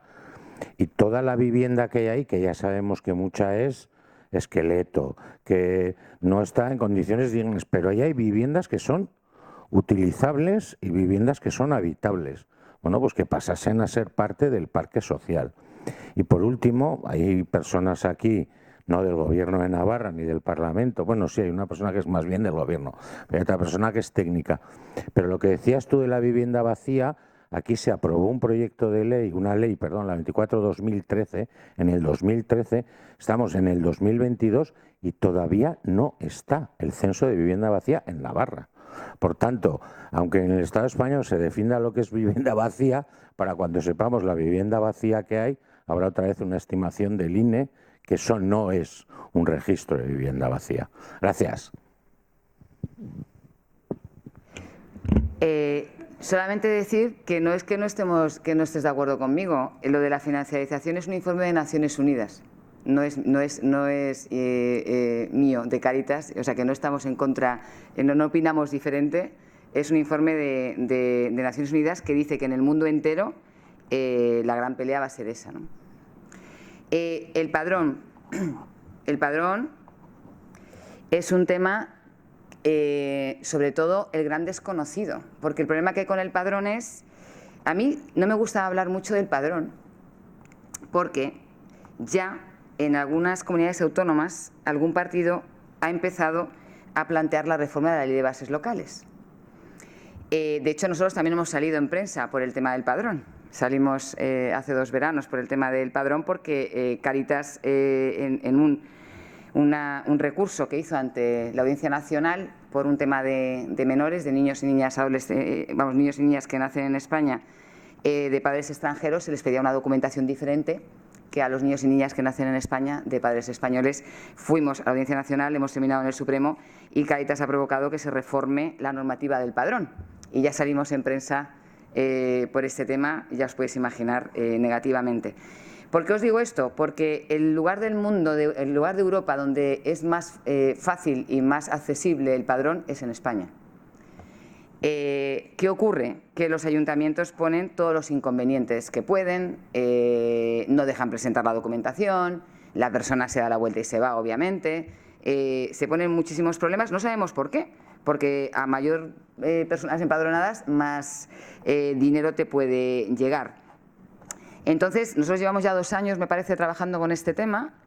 Nuestros compañeros de las Cáritas nos decían no se puede empadronar a la gente hasta que han descubierto que lo que hay que hacer es pelear, y pelear jurídicamente.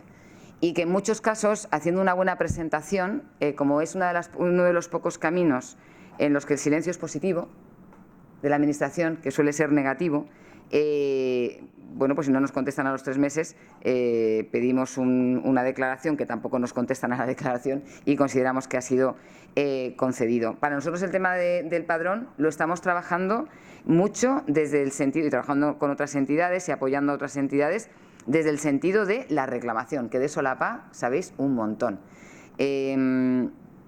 Y me he olvidado decir, por cierto, que el grupo de monitoreo también está la PA. Paco Morote, que le conocerás si estás en la Nacional. Paco, le preguntas y trabajamos mucho juntos. La habitación, totalmente de acuerdo.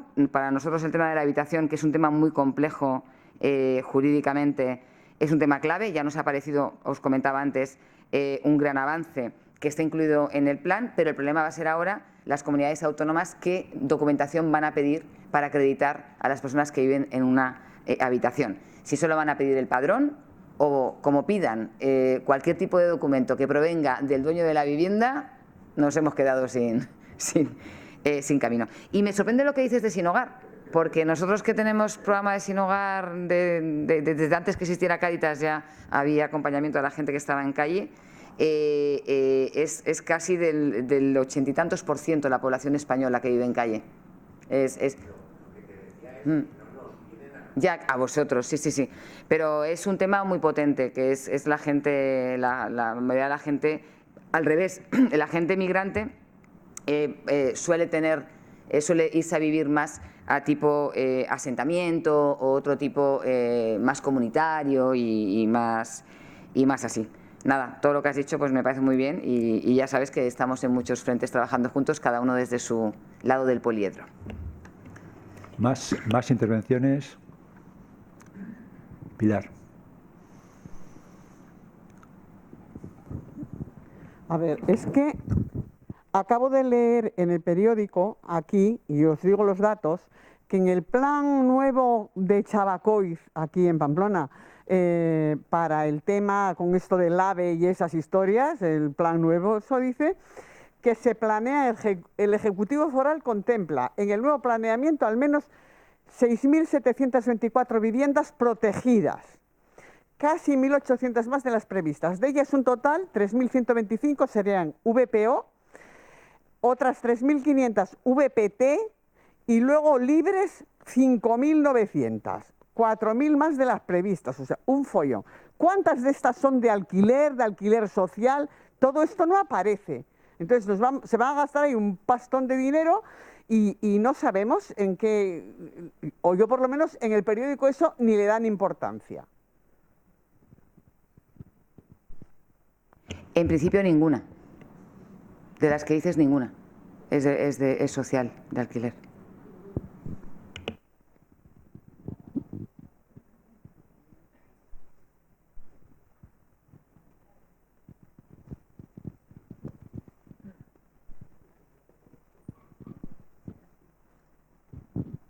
Hola, buenas tardes.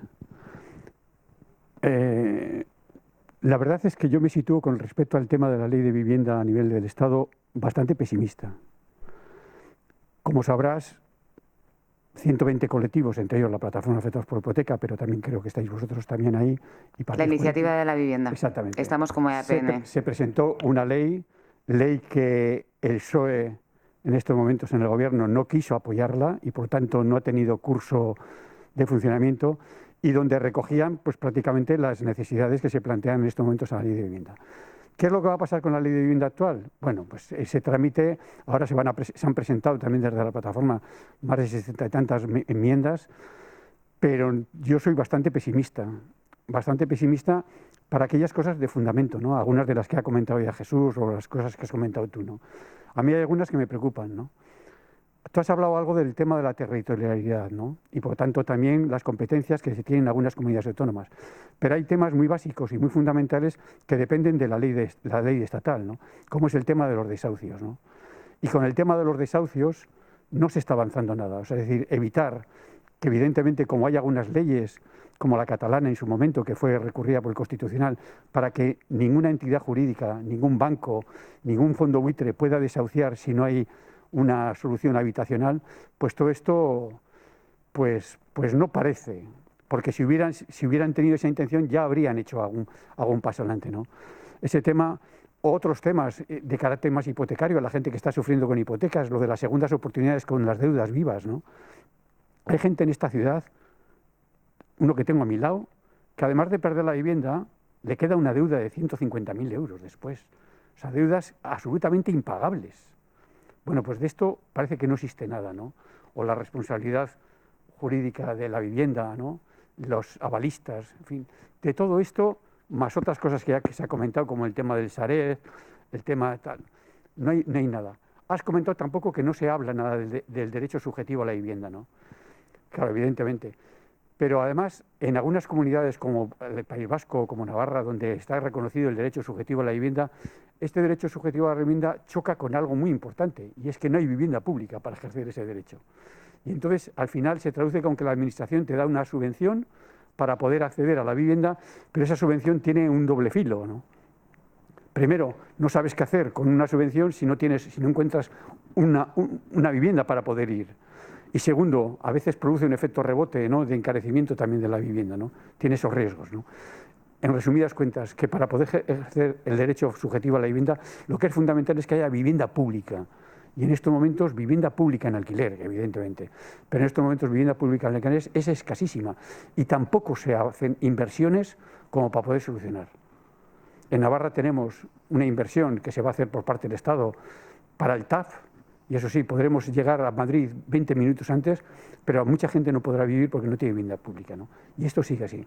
La verdad es que me gustaría ser más optimista, ¿no? Con esta ley, pero no lo soy, la verdad. No sé cómo lo verás. Cuando empezamos, se empezó a crear el grupo de monitoreo de los dictámenes DESC. Este era uno de los temas potentes, ¿no? Que veíamos. El comité DESC empezó a poder emitir dictámenes, porque bueno, para emitir dictámenes condenatorios a un Estado hay que firmar un protocolo facultativo y tiene que haber un número de Estados que lo ratifiquen para que entre en vigor. Bueno, la primera condena fue a España por vivienda. Me van a fallar los datos porque hace un tiempo que no los reviso y no me fío mucho de mí misma, pero hace unos meses si había habido 8 condenas del Comité DESC a todos los estados que han ratificado ese protocolo facultativo, el 90% eran a España por vivienda. Y de las causas pendientes que hay en el comité, creo que eran como 190, 170 son de España por vivienda. Estamos hablando de algo brutal, ¿eh? O sea, de comités. Los comités no llevan 150 causas de un Estado. Es más, podemos afirmar que en los últimos 5 años el Estado que ha sido más condenado por vulnerar derechos humanos ha sido España. Porque ha sido condenado por el tema de vivienda y también por el tema de menores, niños, niñas y adolescentes, por el tema de Ceuta, Melilla, todo esto. ¿A qué te voy? Decíamos, ¿vamos a seguir presentando más causas? ¿Tenemos paralizado al Comité DESC? van a seguir cayendo condenas. La última condena a España la semana pasada, la anterior, otra condena, también por desahucio, sin alojamiento alternativo. Y me acuerdo que yo decía, es que nos van a caer 3.000 condenas, 5.000 condenas. Si no tenemos vivienda social de alquiler, nos va a dar igual. O sea, fíjate desde cuándo lo venimos diciendo y por qué venimos diciendo muchas entidades y hablando constantemente de la vivienda social de alquiler. Porque nuestras compañeras y compañeros de servicios sociales de los ayuntamientos no tienen vivienda con la que acompañar desde la protección social el no acceso a la vivienda adecuada. O sea, eso está clarísimo, pero para el tema de las condenas de Naciones Unidas, para el tema de los desahucios, para todo. O sea, que esa es la clave. Y luego hay otra cosa, no tenéis derecho subjetivo, tenéis un trozo de derecho subjetivo. Constitucional declaró que no tenéis un derecho subjetivo completo, ni vosotros ni Euskadi. Tenéis la parte de derecho administrativo, pero no tenéis la parte de derecho civil. O sea, no se puede reclamar por no tener una vivienda ni se puede ir a los tribunales. No es jurisdiccional vuestro derecho, como otros derechos que sí que son subjetivos. Por eso se ha hablado mucho, os lo ponía también ahí. Bueno, es que venía un poco, no lo he nombrado, pero sí que estaba en la diapo. Desarrollo más completo del mandato constitucional de la función social de la vivienda. No está desarrollado el mandato de la función social. Por lo tanto, entra el tema de la propiedad. Nuestra Constitución, no es que lo diga el Papa Francisco, que también lo ha dicho, nuestra Constitución lo dice. Por encima de la propiedad está la función social. Eso es mandato constitucional. Ahora mismo no me acuerdo del artículo, pero la autónoma no memorizábamos artículos, quedó siempre fatal, pero el mandato constitucional dice que la función social está por encima, ¿no? Y ese tema no está desarrollado del todo. El derecho subjetivo no se contiene en la norma. En parte también todo está hilado, por eso no está desarrollado todo el tema que os comentaba antes de la observación general número 4, número 7, los dictámenes, el artículo 11 del PIDES, porque eso conlleva, está muy relacionado con el derecho subjetivo. Antes de llegar, contrastábamos un dato con voy a citar a la persona, porque es la persona más sabia de temas de vivienda a nivel estatal, que es Jesús Leal, sociólogo catedrático de la Complutense. Con el cálculo actual que hay ahora en España tenemos un 0,98% de vivienda social de alquiler. En Europa tenemos un 9% de vivienda social de alquiler. En social de alquiler no se incluye VPO, ni se incluye de protección, ¿vale? Entonces, Jesús Leal dice que para alcanzar la media europea del 9% de vivienda social de alquiler nos hace falta 1.500.000 viviendas. Hablamos de social de alquiler, de la de emergencia, de la que pueda disponer servicios sociales.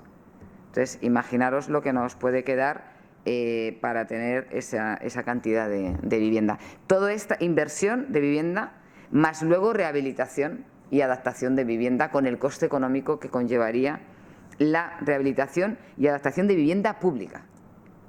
Porque hay muchísima vivienda pública. Lo que pasa es que hablamos, es verdad que me da mal rollo hablar así sin datos, porque llevamos sin hacer un análisis de vivienda. Se hizo un muestreo en 2011, me parece que fue, 2011, es que no me acuerdo bien del año, pero fue muestreo, ¿no? Llevamos sin hacer una investigación, un relato por el INE completo de vivienda pública y muchísimo tiempo para estar con certeza de cuánta vivienda tenemos.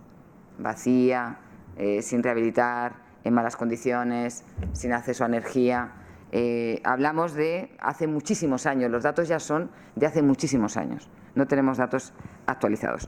Pero vamos, eso, 1.500.000 por lo menos de vivienda, de construcción de vivienda. Vivienda social de alquiler. No estamos entrando en otras situaciones de acceso a vivienda, pues de nuestros hijos, de nuestras hijas, que no son personas en situación de exclusión, ya sea severa o no. ¿Más intervenciones?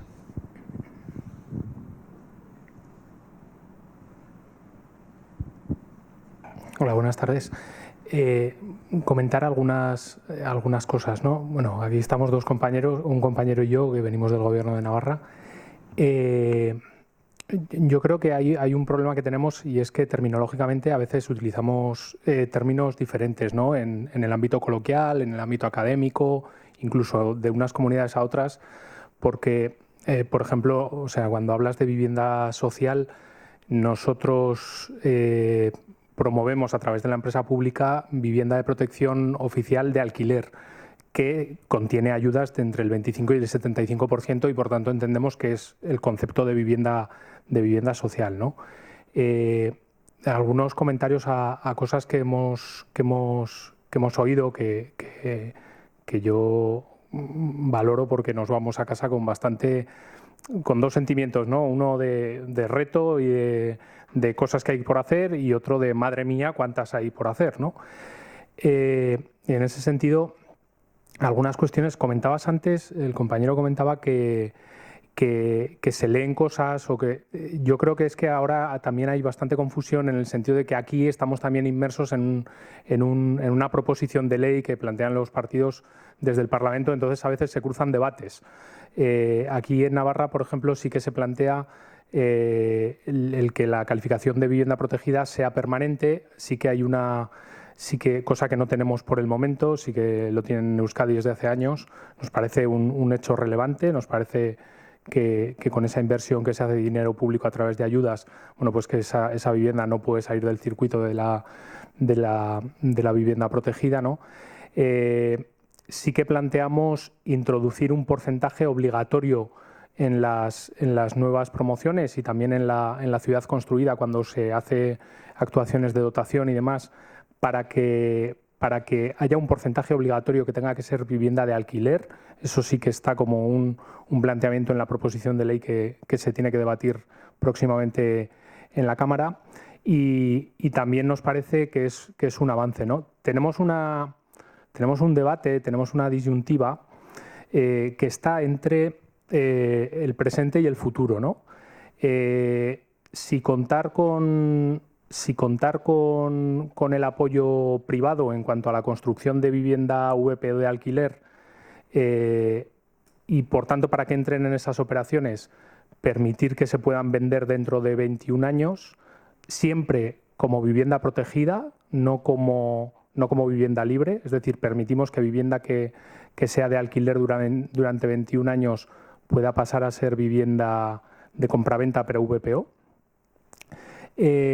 U optar porque ese problema no se produzca dentro de 21 años, lo cual nos conllevaría, digamos, a renunciar a parte de ese músculo privado porque no entran en las operaciones si no obtienen un aumento de su rentabilidad a través de esa venta, ¿no? Que se ve muy reducida por el hecho de no permitir que sea en el mercado libre, sino en el mercado protegido, pero evidentemente obtienen rentabilidad. Esa es una disyuntiva que está ahora mismo entre los grupos.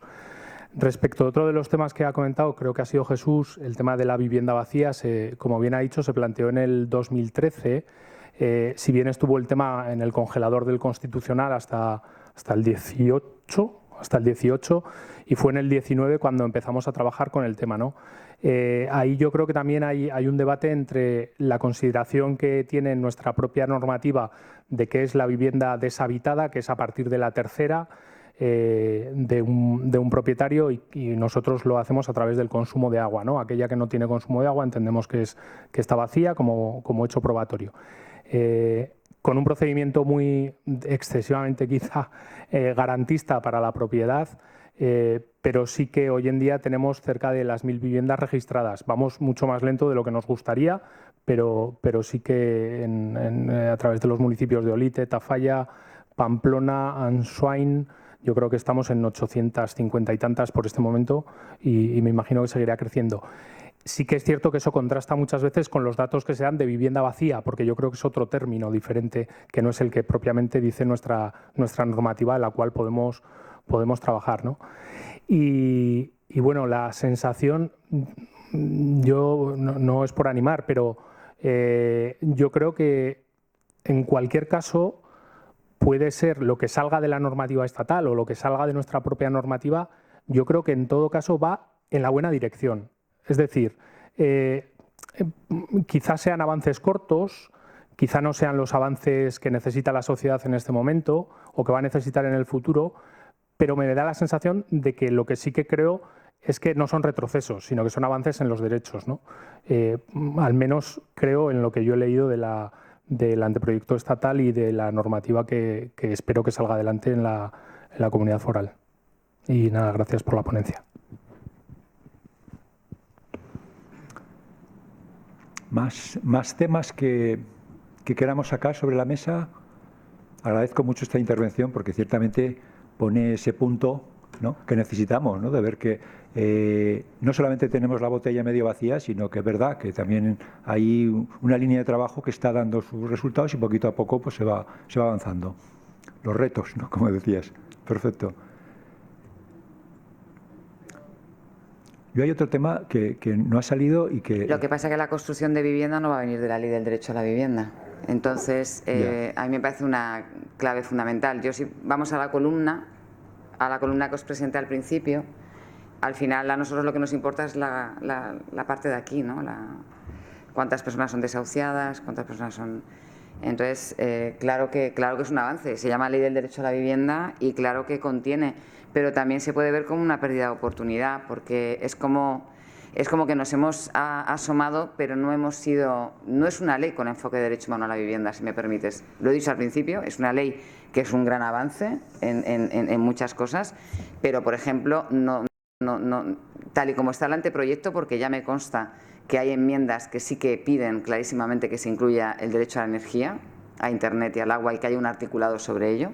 Tal y como está el proyecto, no dimensiona el derecho humano a una vivienda adecuada, no lo dimensiona de manera correcta y no está el enfoque. Ahora, eso no significa que lo que hay, claro que es un avance, indudablemente, frente a lo que no...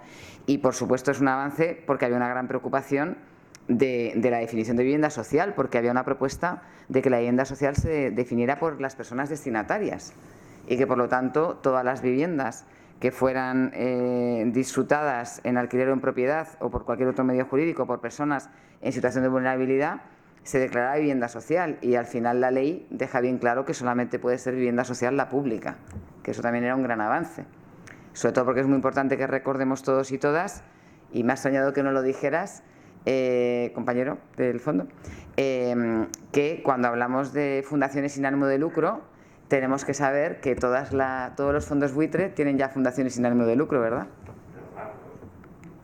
Entonces es grave, era grave ese tema. O sea que avances tiene, desde luego que sí, pero no tiene enfoque de derecho humano a la vivienda adecuada, desde mi punto de vista técnico. Yo creo que eso, ¿sabes en qué se resume? En que en este país, fíjate, desde el 2008 que tú nos lo has presentado ahí, que empezó esta crisis, ha pasado 14 años. 14 años se podían haber hecho, vamos, podríamos ser campeones del mundo de lanzar canicas con la nariz, si hubiésemos tenido a alguien entrenando. En 14 años sigue sin haber política de vivienda en este país. No hay una política de vivienda. Se hacen políticas con la vivienda. Y lo que es peor, esas políticas que se hacen, a pesar de que Eneco está ilusionado con que puede haber algún pequeño paso, que no lo voy a discutir, pero nos pasa como los cangrejos, hay un paso y 82 retrocesos. O sea, en este país los fondos buitres siguen haciendo lo que les da la gana. Y después, a los 3, a los 4, a los 6 meses, a los 2 años o a los 5 años, sale una condena.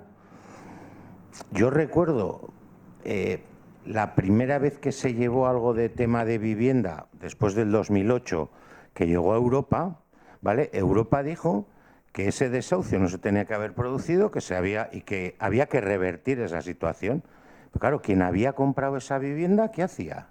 Entonces, eso es lo que ocurre permanentemente. Lo que has dicho tú, que hay un parque de vivienda, 1.500.000 viviendas. ¿Cuándo las vamos a empezar a construir?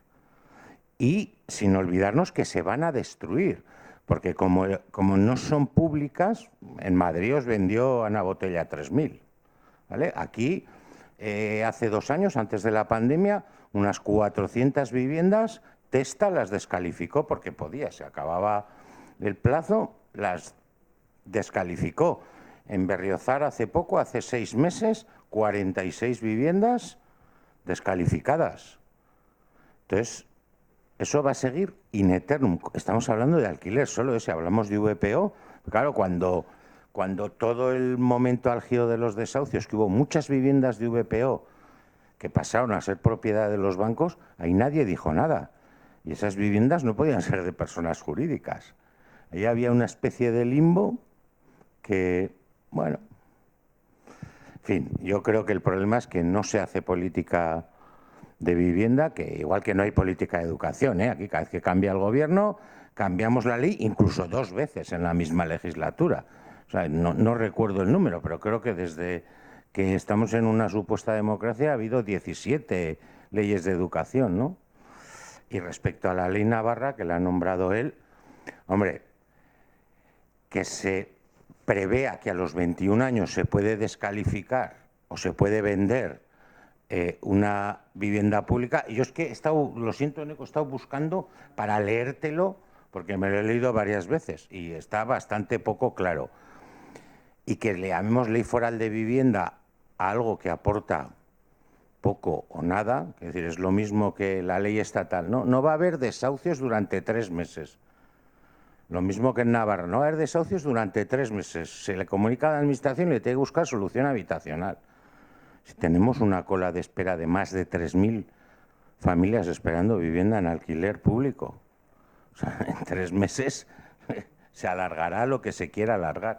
Como muy bien decías, y tu compañera, en 3 meses hacemos el pino con las orejas, pero 3 meses para buscar una solución habitacional en Navarra.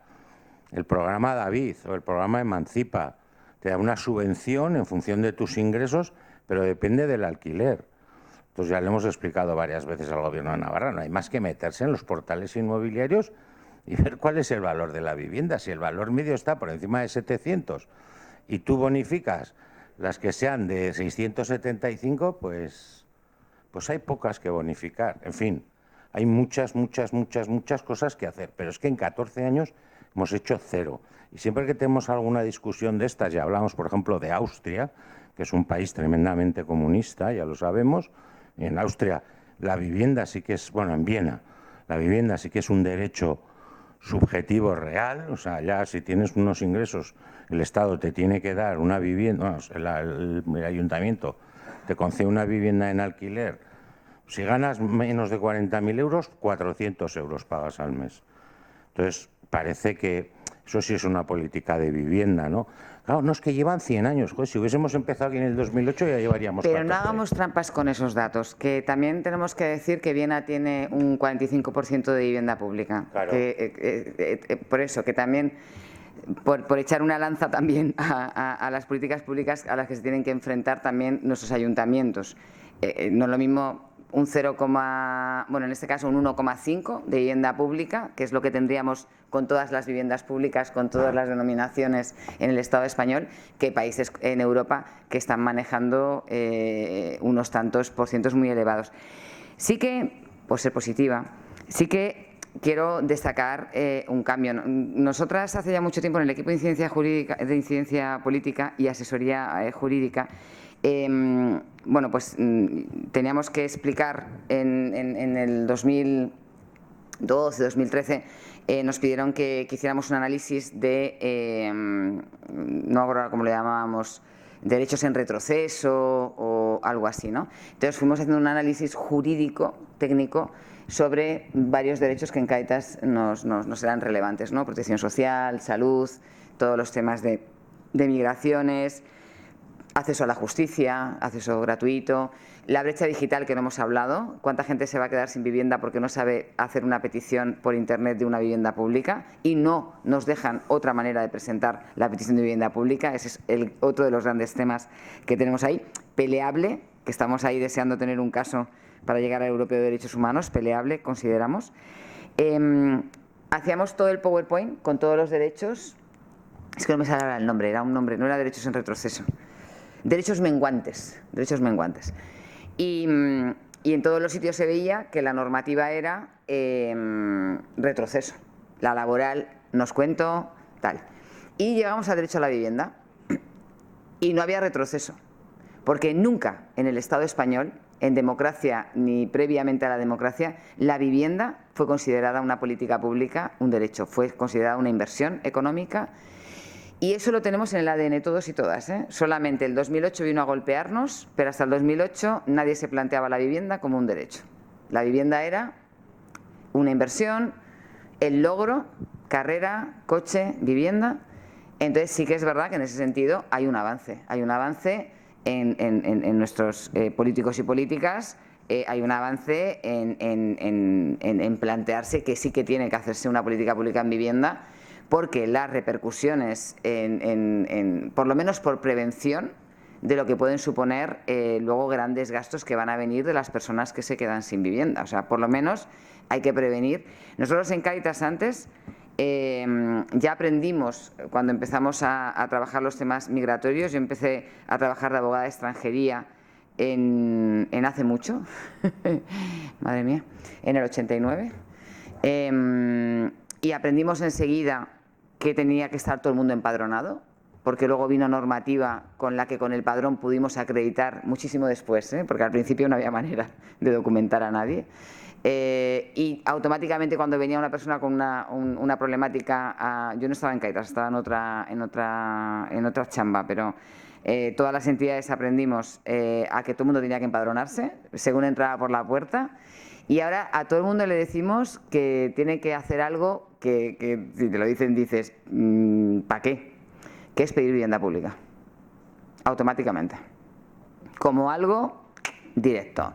Porque para empezar no están bien los datos de petición de vivienda pública. En Madrid hay 30.000 personas pidiendo vivienda pública y 200.000 o 500.000, vuelvo a repetir que este dato me lo estoy inventando, que no la han pedido. Entonces estamos también con esa, también es muy importante, ¿no?, que salga y que se detecte la vivienda pública.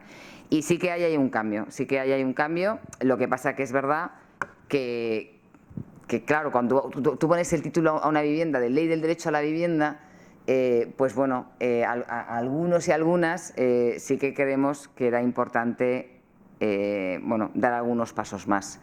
Es verdad que luego la negociación es muy difícil, pero sí que es verdad que se están centrando muchas cosas en la acción concreta, pero la parte filosófica de la norma era muy importante para luego en lo territorial, en las comunidades autónomas, que pudieran colgar. Y no hablo de Euskadi, de Navarra y de Valencia. Hablo de muchísimas comunidades autónomas que no tienen ni siquiera ley de vivienda o que no tienen desarrollada esa parte de función social de la vivienda y derecho subjetivo. Hubiera sido un paso muy importante esa parte filosófica del comienzo, cuando todavía no se ha llegado al articulado, que para mí es la más importante de la ley. Porque luego el articulado cuelga de lo que tú en esa parte hayas desarrollado. Así que eso, que sí que hemos dado pasos, pero para mí es una oportunidad perdida en el entendimiento de que salga.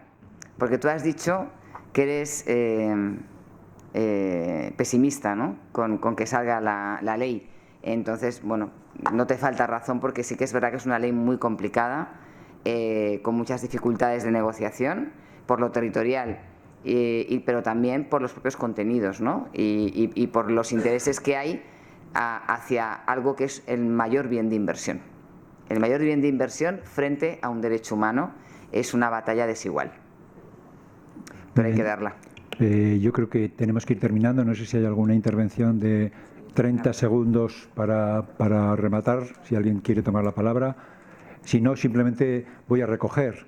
Hemos empezado hablando de derechos humanos y terminamos hablando de los derechos humanos. O sea que yo creo que al final esa es la clave, ¿no? Esa lectura del problema que tenemos un problema, no cabe duda, y lo leemos desde ahí, desde esa necesidad de aplicar los derechos humanos a todas las personas, empezando por las más vulnerables. Yo quiero, antes de cerrar, agradeceros los que habéis intervenido, sobre todo las organizaciones que estáis dando el callo allí. O sea, Cáritas, por supuesto, puesto que vuestro acceso a esa voz de los más vulnerables ciertamente hoy es un elemento que nos ayuda a comprender más esta problemática y a acercarnos a ella. Las plataformas antidesahucio, ciertamente por esa contribución a visibilizar un problema que está allí y que es indudable que va a seguir estando y que necesita respuestas. También, por supuesto, las administraciones, la administración nuestra de Navarra.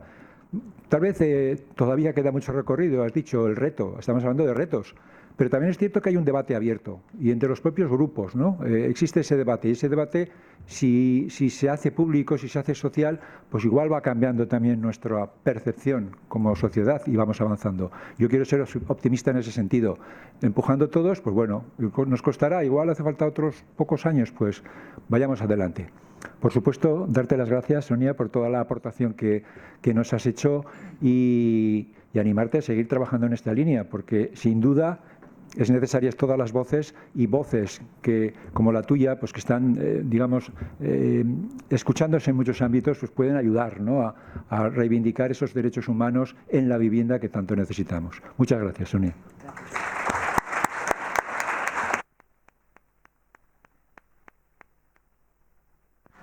La próxima conferencia es el 19.